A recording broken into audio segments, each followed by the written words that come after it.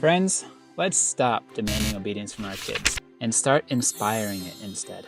Have you ever felt like getting your kids to obey is a battle of wills? What if there's a better way? One that builds trust instead of tension. Let's talk about it.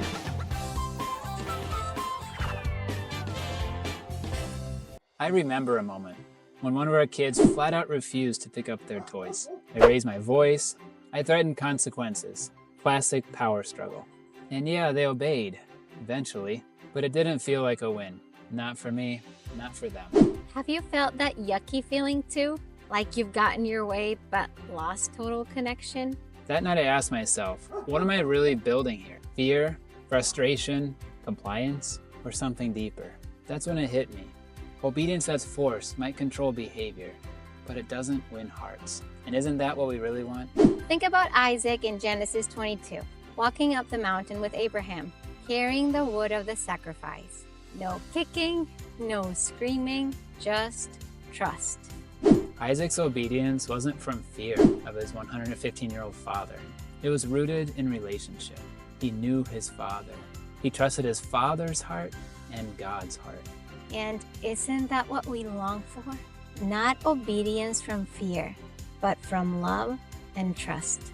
Jesus, the new Isaac, models this perfectly. In John 14, during the Last Supper, Jesus says, "I do as the Father commanded me, so that the world may know that I love the Father." His obedience wasn't fearful or forced. It was relational, overflowing from love. Because one day, our kids won't just be choosing whether to obey us, they'll be choosing whether to obey God. And our influence now shapes that future, yes. So how do we stop demanding and start inspiring obedience? Here are a few ideas. Model joyful, loving obedience. Let them see you saying yes to God, even when it's hard, and explain why it matters. Build deep connection. Slow down, listen well, and delight in them. Obedience grows best in the soil of trust. Give meaningful choices. Empower them to choose obedience instead of forcing it. Cast vision. Talk about what obedience leads to: freedom, purpose, peace, and closeness with God. Make it something they want. Imagine something like this. Maybe it's Sunday morning. You're tired, even a little frustrated, and your child asks, "Why do we still go to Mass when we're tired?"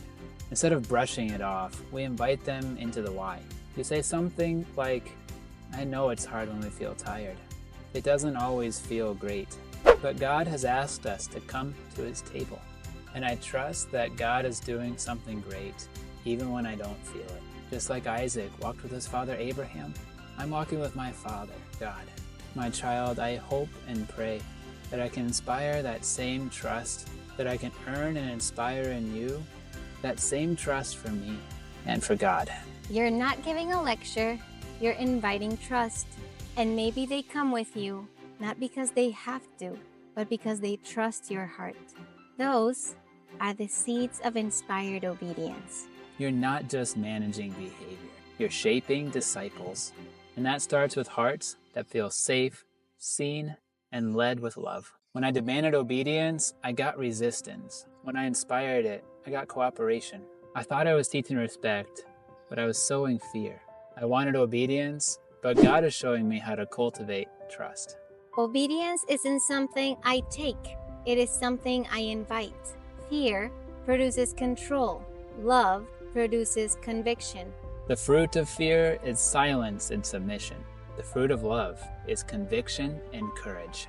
What if you could transform obedience from something you force into something you inspire? If that hits home, like this video and drop a comment below.